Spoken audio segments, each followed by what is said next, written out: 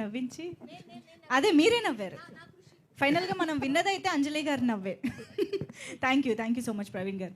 రవికృష్ణ గారు ప్లీజ్. అందరికీ నమస్కారం అండి. మంత్రాలు చదవకు మామూలుగా.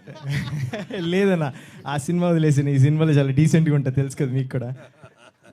So really thank you so much అండి ఇక్కడికి వచ్చిన వాళ్ళందరికీ. 10 years బ్యాక్ నేను ఒక కామన్ ఆడియన్గా గీతాంజలి థియేటర్కి వెళ్ళి ఎంజాయ్ చేశాను. ఇప్పుడు మళ్ళీ గీతాంజలి మళ్ళీ వచ్చిందిలో నేను యాక్ట్ చేశాను, ఒక మంచి క్యారెక్టర్ చేశాను. సో చాలా చాలా హ్యాపీగా ఉంది.